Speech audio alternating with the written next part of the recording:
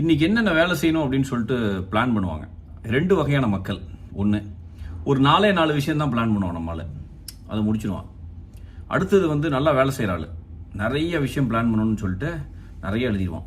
End of the டே பார்த்தீங்கன்னா இந்த 4 விஷயம் பிளான் பண்ணவன் முடிச்சிருவான். அவன் சந்தோஷமாக போவான், எந்த கவலையும் இல்லை. ஏன்னா அவன் கம்மியாக தான் பிளான் பண்ணியிருக்கான், முடிச்சிருவான். நம்மளால் ஒரு 20-25 விஷயம் நல்லா வேலை செய்கிறாள் போடுவான். ஒரு 2-3 விட்டுருவான். அவன் பண்ணுற அவஸ்தை இருக்குது பாருங்க, அவனுக்கு உசுரே போயிடும். ஏன்டா இந்த உசுரோட உலகத்தில் இருக்கிறோம் அப்படிங்கிற ஒரு எண்ணம் வந்துடும்.